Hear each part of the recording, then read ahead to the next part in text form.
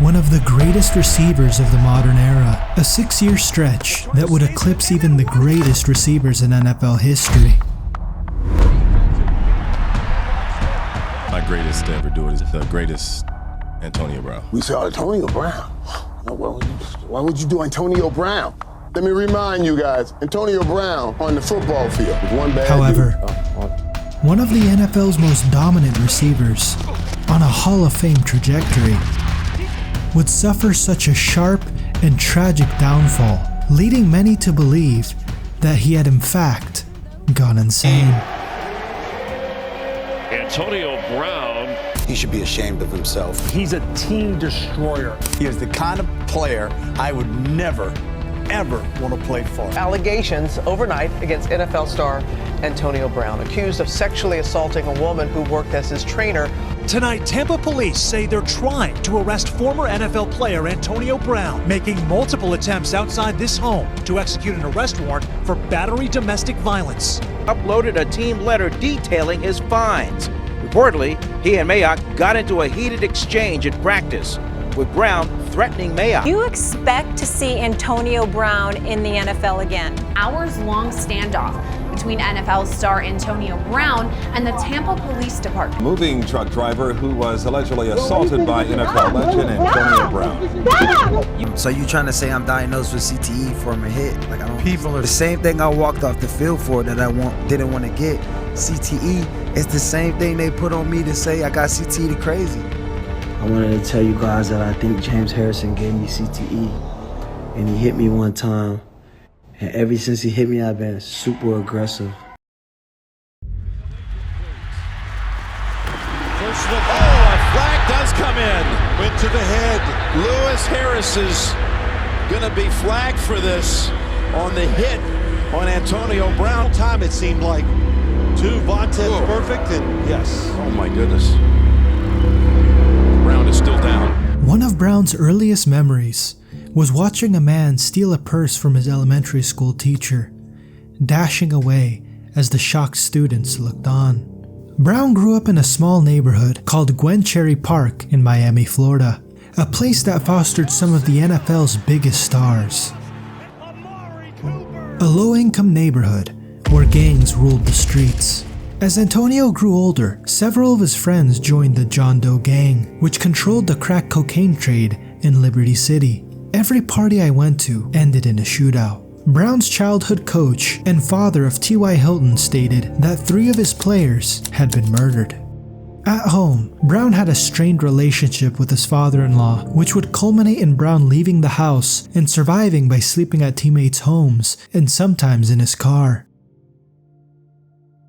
Brown would begin to truly flourish as an athlete in high school. Attending Miami Northland High School, Brown quickly became a standout athlete, playing quarterback, wide receiver, running back, and punt returner. Brown would terrorize defenses, showcasing his elite speed and athleticism. But even with Brown's dominant on-field performance, Brown would fail to get a scholarship offer due to poor grades, and was able to raise his grades and received a scholarship to play at Florida International University.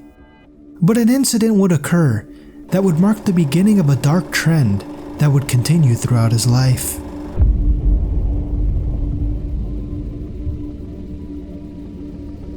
Brown was walking on campus with a friend. An altercation occurred between the friend and another student, and campus security was called. Upon arrival, an argument ensued involving Brown and the security guard. It's unknown what exactly occurred in the altercation, but after the dispute, Brown fled in panic. In response to the incident, FIU expelled Antonio Brown. The school told Brown, "We're gonna say you were never here." Brown, however, would bounce back. That young man right there, Antonio Brown, is his favorite receiver. Antonio is quite a talent.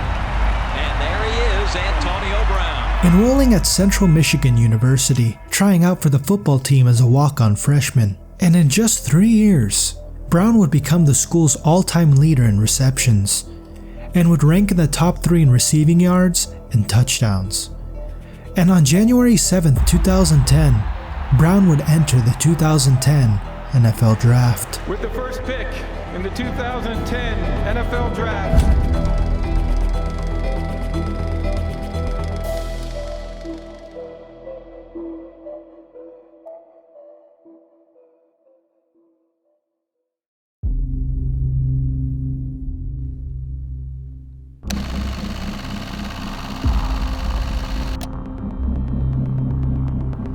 In Brown's first play in the NFL, he would return a kick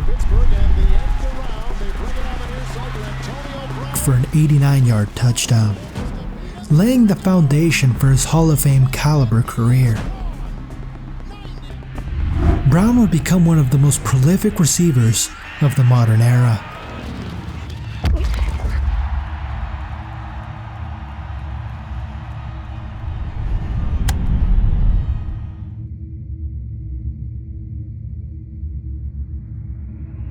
Years into the league, he had over 1,000 yards receiving the year before, had been to a Pro Bowl as a receiver, as a returner. So he's walking by, and I said to myself, I'm talking to Coach Gary Guimont, strength coach. I said, when y'all give him his money, you're gonna create a monster.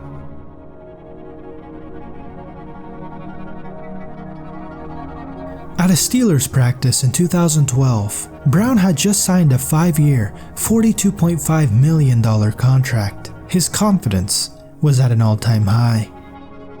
Years later, now former Steelers safety Ryan Clark would describe an incident between himself and AB that nearly led to a fight. The Steelers were running one-on-ones, and in one particular matchup between himself and cornerback Keenan Lewis, Brown became angered at Lewis's physical approach and began to yell at him and the defenders on the sideline, stating, "Don't touch me, I'm the franchise." Defensive coordinator Dick LeBeau then yelled at Brown to get back on the other side, and Brown responded by berating him and cussing him out in the middle of practice, which led Ryan Clark to get involved. Right, he says he's the franchise. He says you can't touch me. He's talking to Keenan Lewis and different guys that are covering. And we almost get into a physical altercation that day. Stating, "I'm gonna f you up," and stating to the coaches in the sideline that they should have never given him the money. Why y'all was fighting? We were fighting you because you believed you were the team. In an episode of the Pivot podcast, Brown describes his side of the story. Brown stated that other Steelers players were jealous of him because of how young he was and how much money he was making, and that sparked the incident. He stated that a DB slapped him in his helmet on a play, and on the next play, Brown returned the favor, which led to the blow-up. Brown would also state that this animosity he felt between himself and his teammates would be a constant throughout the year, describing a practice in which he and cornerback Ike Taylor came to blows, leaving Ike Taylor bruised and bloodied.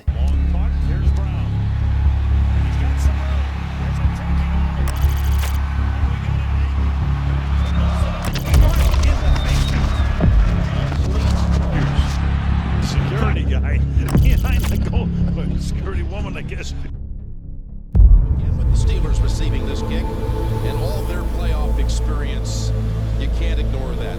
Roethlisberger. In a 2015 wildcard game against the Cincinnati Bengals, Brown would receive a vicious hit, Flag does come in.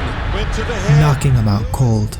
Brown would state that he blacked out before he hit the turf, and while coaches remember him smiling and talking on the sideline, Brown would not remember any of this. In many people's eyes, this hit would serve as the turning point in Antonio Brown's life, leading to his downfall.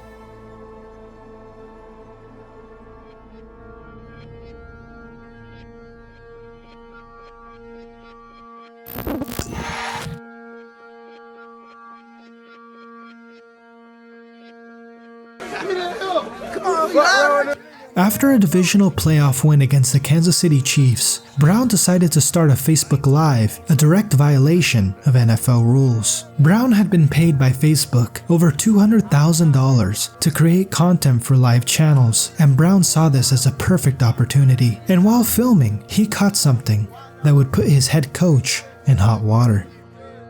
Hey, fucking go. Man, hey, when you get to this point in the journey, man, not a lot needs to be said. Fuck no. Let's say very little moving forward. Let's start off preparation. We spotted those assholes a day and a half. They played yesterday. Our game got moved to tonight. We're gonna touch down at 4 o'clock in the fucking morning. So be it. We'll be ready for the ass. But you ain't gotta tell them they coming. Keep it low profile. Let's get ready to ball like this up again here in a few days and be right back at it. Let's go. Hey man, this is our story. Keep it tight. Yeah. Keep it tight. Cool on social media, man. This is about us, nobody else, man. The video, and in particular the speech, would put Brown and head coach Mike Tomlin under fire, leading to Tomlin addressing the incident during a press conference. He apologized for the language he used in reference to the New England Patriots, and an irate Tomlin would address Brown's actions. The last element of the discussion is Antonio himself.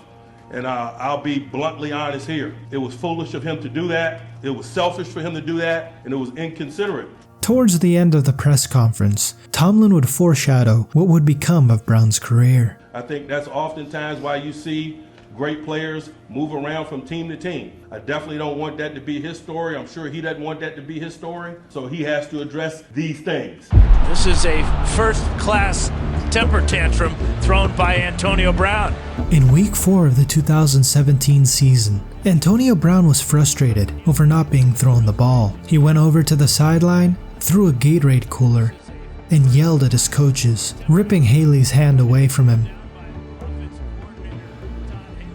Brown's final year in Pittsburgh would be marred with controversy and scandal. In the fourth quarter of a matchup between the Steelers and Kansas City Chiefs, Brown was seen on the sidelines in a heated argument with the offensive coordinator, Randy Fichtner. Receiver coach Daryl Drake attempted to calm down Brown, but Brown wasn't having it, seen making remarks toward Drake. With less than 2 minutes left in the game, Ben Roethlisberger ran in for the touchdown, and as the team celebrated with the longtime Steelers QB, Brown walked over to the sideline alone, leading to speculation that something was amiss between the QB and wide receiver duo. After the incident, former team employee Ryan Scarpino tweeted that Brown was lucky to have Ben Roethlisberger as his quarterback, and credited Roethlisberger for Brown's success in the league. Brown responded with, "Trade me, let's find out," which sent the media into a frenzy. The following day, Brown failed to show up for team meetings and film review. A couple of days prior to Brown going AWOL, an article was published about Brown's use of social media. They interviewed some of Brown's former employees and also spoke to the mother of one of Brown's children, which sent him over the edge, tweeting at the journalist Jesse Washington, "Wait till I see you, bro. We gon' see what your jaw like." Just 4 weeks into the 2018 season, the Steelers and Brown were on the verge of falling apart. However, Brown's problems would not be limited to the gridiron.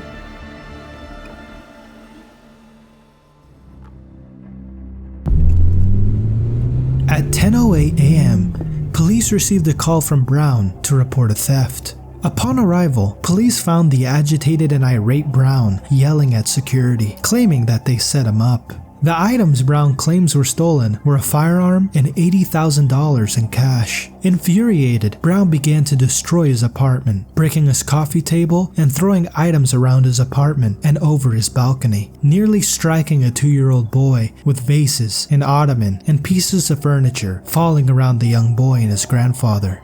Brown would be sued by the boy's family and the owner of Brown's multi-million-dollar condo. In November, Brown was pulled over for driving over 100 miles per hour in a 45-mile-per-hour zone. Upon returning to Heinz Field, Brown flips off the cameras. In week 6 of the 2018 season, on a play eerily similar to the one in the 2015 wildcard game, Brown would receive yet another hit to the head from none other than Vontaze Burfict. Shaken by the hit, Brown falls to the turf, grabbing his face mask. Brown gets up and is helped over to the sideline and is evaluated for a concussion. Over the course of the season, Brown's relationship with the Steelers, and in particular with Ben Roethlisberger, had become increasingly strained. And it would all come to a head a couple days before the season finale.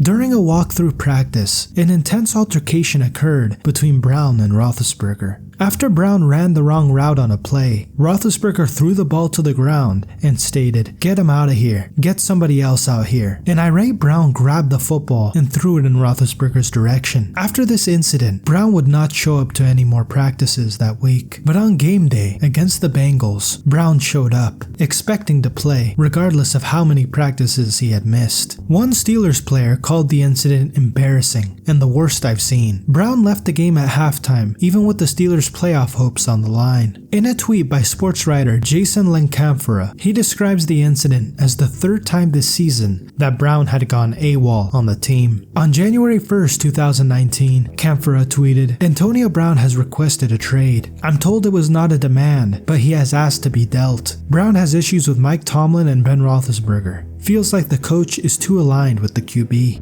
On February 12, 2019, Brown tweeted, "Thank you Steeler Nation for a big 9 years. Time to move on and forward.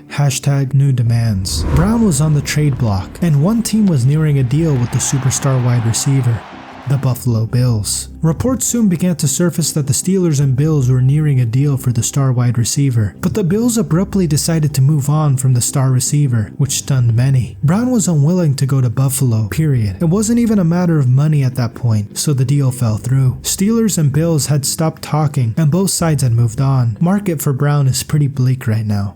And on March 9th, a trade deal was reached. The Steelers reaching an agreement to trade the four-time All-Pro to Oakland for a 5th-round pick and a 3rd-round pick. They are now giving him a new 3-year deal that's worth up to $54.125 million. How do you feel about this AB trade? My apologies to ESPN. I'm not supposed to use this word. I'm pissed off. I can't believe that the Steelers made this move. Your reaction to Antonio Brown, now an Oakland Raider?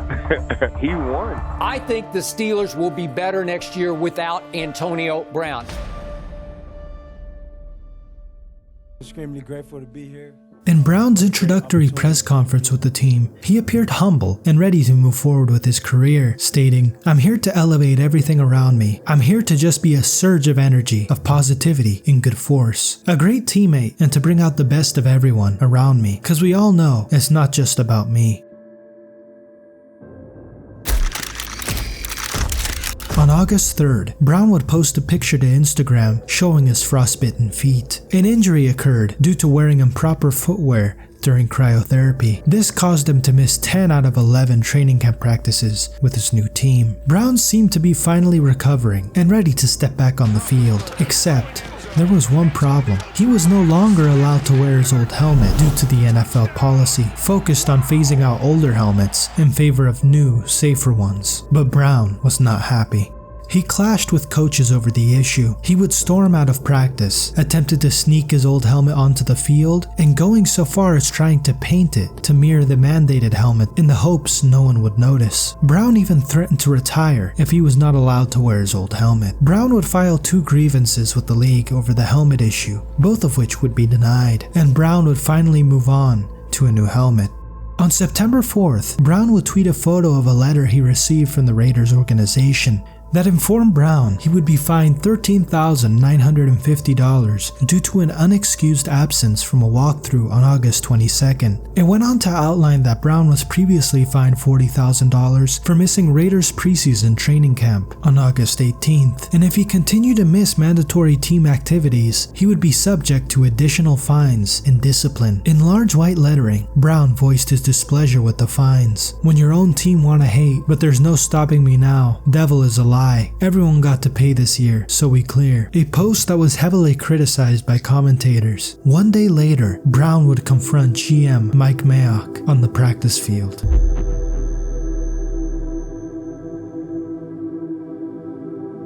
The argument was described as very ugly and occurred in front of many Raider teammates. During the screaming match between Brown and Mayock, Brown called Mayock a cracker and that he would hit him in his face. Brown was held back by teammates, including the man who had knocked him unconscious in 2015, Vontaze Burfict. Brown then punted the ball and stated to Mayock, "Fine me for that." Brown would later apologize for the incident, but after becoming aware that the Raiders voided the guaranteed money from his contract, he voiced his anger on social media, posting, "You are gonna piss a lot of people off when you start doing what's best for you. And that's fine. I have worked my whole life to prove that the system is blind to see talent like mine's. Now that everyone sees it, they want me to conform to that same system that has failed me all those years. I'm not mad at anyone. I'm asking for the freedom to prove them all wrong. Release me." Brown would be released by the Raiders later that day and would be fined $215,000 for the altercation with Mayock.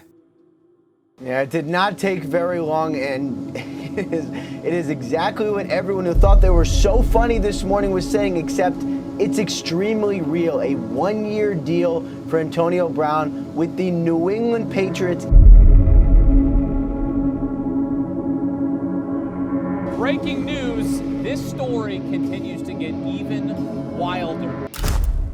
On September 10th, a lawsuit was filed by Brown's former trainer accusing him of 3 separate incidents of sexual assault that occurred in 2017 and 2018. The first alleged incident was in June 2017. Taylor says Brown exposed himself and kissed her without consent at one of his Pittsburgh area homes. A month later, while at Brown's home in his native Miami, Brown near her without her knowledge and had down her back, then later bragged about it in a series of text messages.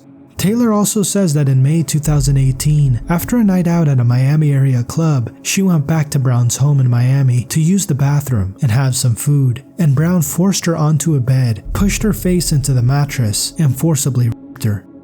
These allegations would once again send Brown back into the limelight, but even amidst these allegations, Brown would still make his debut for New England.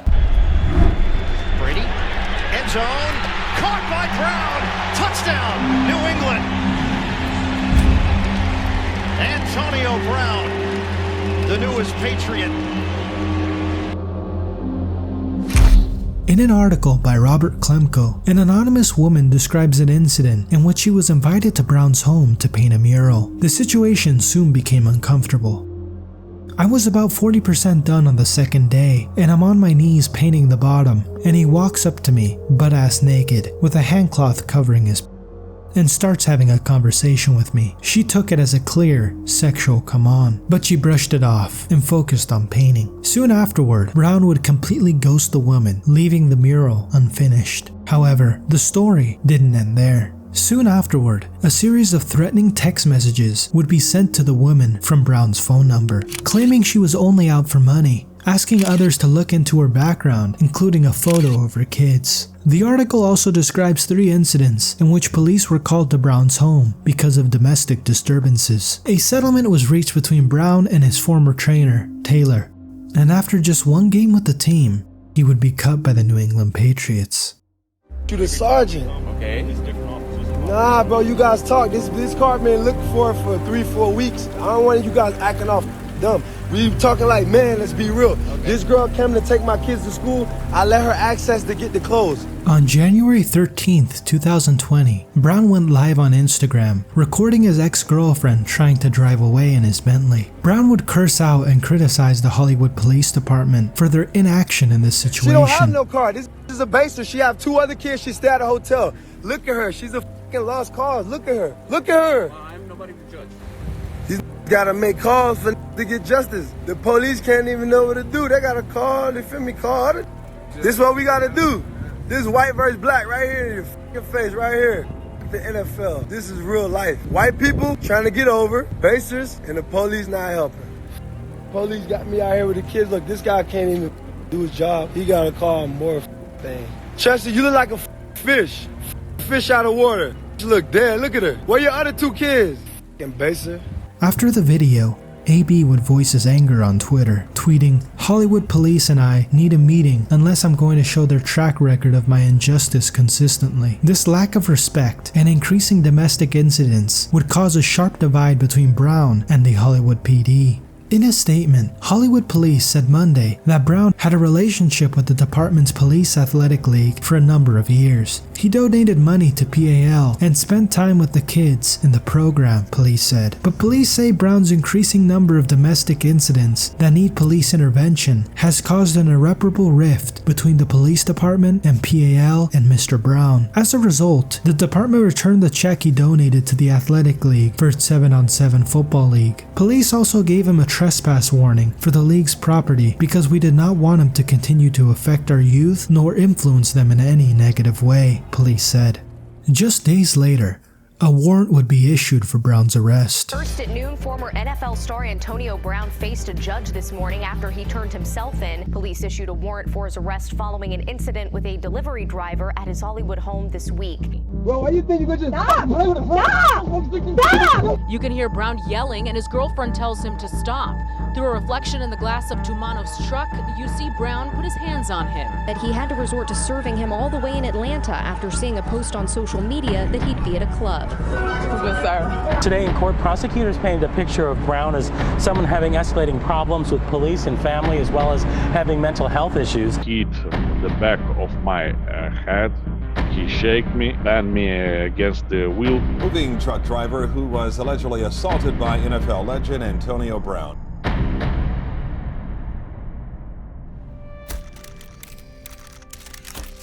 On January 23rd, Brown turned himself into authorities for assaulting a delivery driver, charged with felony burglary of a vehicle, misdemeanor battery, and misdemeanor criminal mischief. He received 2 years probation and 100+ hours of community service, and was eventually ordered to pay more than $1 million to the delivery driver who left Brown's home that day, battered, bruised, and had 2 herniated discs.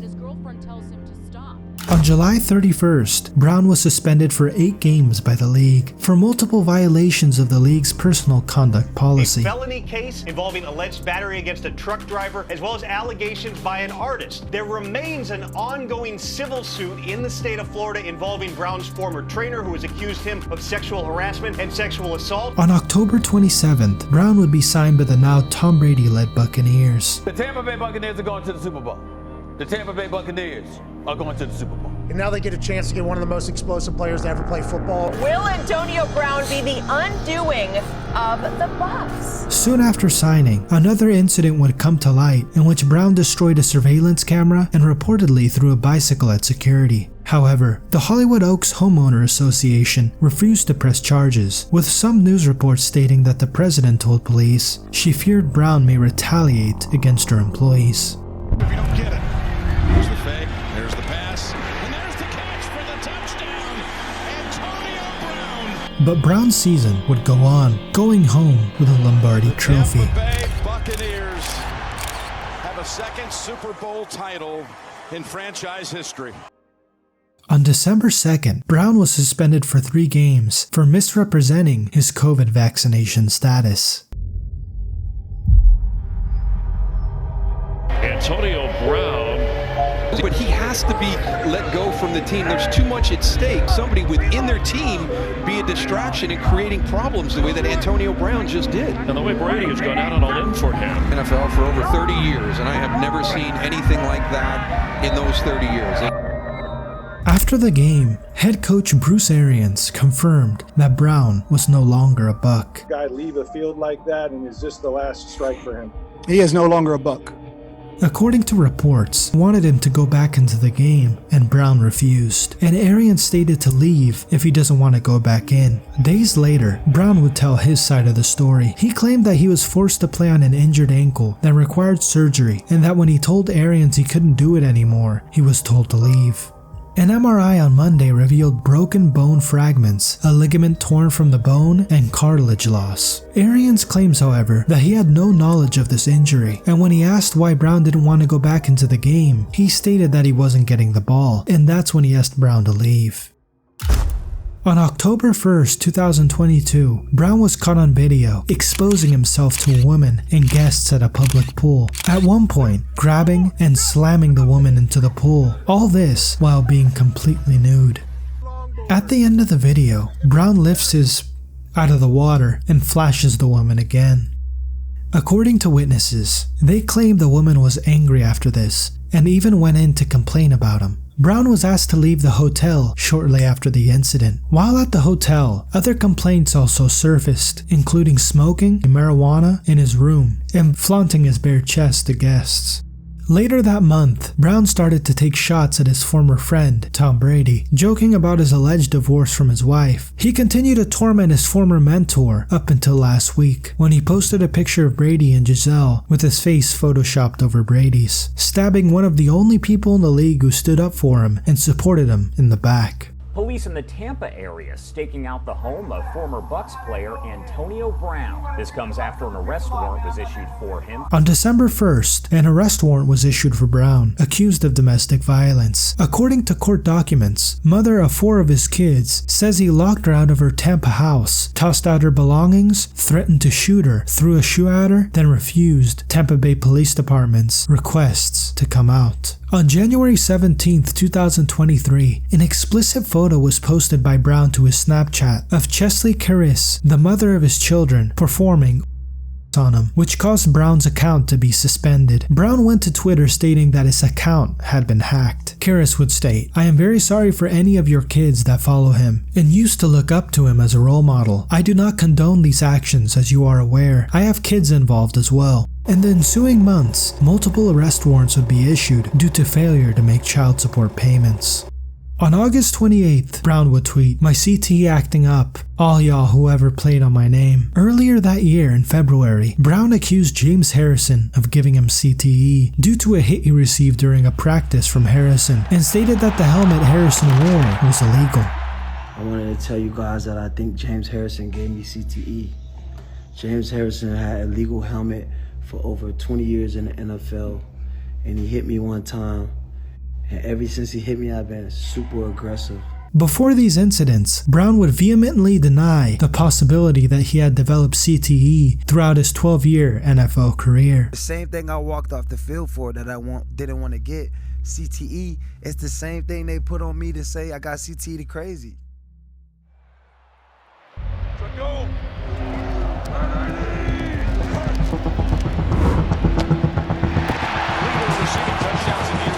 Antonio Brown's father was one of the greatest receivers in arena football history, and on March 2nd, 2023, Brown would become part owner of the team his father had played his entire career with, the Albany Empire. But soon, Brown's new venture off the gridiron would begin to unravel rapidly. You know, I grew up here as a little kid, watching my dad. An ensuing battle over ownership would take place, with Brown initially owning 47.5%, claiming he owned 100%, which was denied by fellow owners, but nearly came to fruition, with Brown buying out the other partner, now owning 95% of the team. Then it was revealed that Brown didn't own the team at all, and in fact was owned by a separate entity, a fact that was attempted to be cleared up by Brown himself in a cryptic message. "I, Brown Antonio Tavares, a foreign national but not a citizen of the United States at birth, am writing to you regarding recent reports that have been circulating in the media regarding my supposed ownership of the Albany Empire team. I want to make it very clear that I am not the owner of this team, and any claims to the contrary are completely false." A statement that confused more than it clarified, a statement filled with lies and inaccuracies. Even at one point during the season, Brown claimed he was going to step on the field and play for the team he owned. Just got kicked out the Holiday Inn Marriott. On June 3rd, 2023, Brown was kicked out of a hotel where the Albany Empire was staying due to complaints of loud music and marijuana smoke. And according to multiple reports, players and staff weren't being paid as recently as late April, and the team's former head coach, Damon Ware, ended up leaving the Empire over the missed payments. And on June 15th, everything would collapse. Season is absolutely over.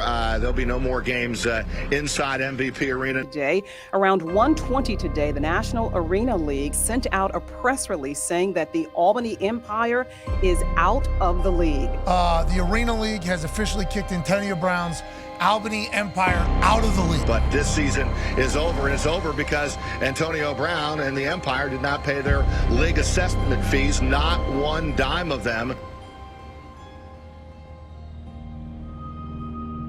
Brown and the Albany Empire was kicked out of the AFL due to their refusal to pay bills. The league would put out a statement. After acquiring the Albany Empire, new team owner Antonio Brown paid the Empire's April assessment, the league said. The team then failed to make their May 15th assessment payment, and last week, just before the Empire's game in Orlando, the league was notified that the April assessment was being challenged. Unfortunately, Mr. Brown has failed to meet the deadline to his team's required financial obligations, and as a result, the league has has terminated his membership agreement, the league said in a statement. After exhausting all avenues, the NAL Board of Owners have decided unanimously to terminate the membership agreement of the Albany Empire. The decision was reached after an emergency conference call to discuss the Empire's failure to pay their league-mandated and overdue assessments. The question atop everyone's mind was, what went wrong? A mounting concern over a disease called chronic traumatic encephalopathy, more commonly known as CTE. Hard-hitting numbers today in a new study about football and head trauma. 99% of the brains of former NFL players studied were damaged. All of these people have one thing in common. They're all at risk for CTE, chronic traumatic encephalopathy.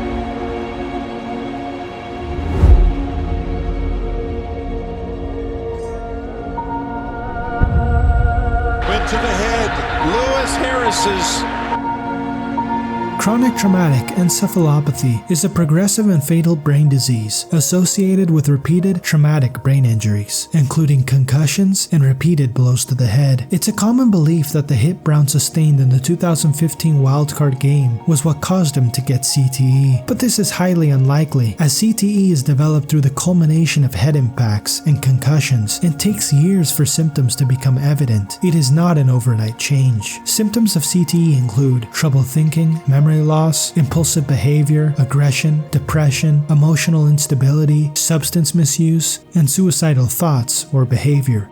Many of these symptoms seem to be evident in Brown's erratic actions at the end of his career. It's a common misconception that concussions alone led to CTE, but in fact, non-concussive blows also have an impact. In a recent study by Boston University, out of 376 former NFL players, 345 had CTE. Brown played a total of 12 years in the NFL, 3 years in college, 4 in high school, and a couple in Pop Warner. Brown is at a high risk. According to Dr. Ann McKee, director of Boston University's CTE Center, every 2.6 years of football at any level doubles your risk of CTE, and the longer you play and the higher level that you play, the greater your risk. Aaron Hernandez, 3 years in the NFL, stage 3 CTE. Jovan Belcher, 4 years in the NFL, CTE. Phillip Adams, 5 years in the NFL, CTE. Demaryius Thomas, CTE.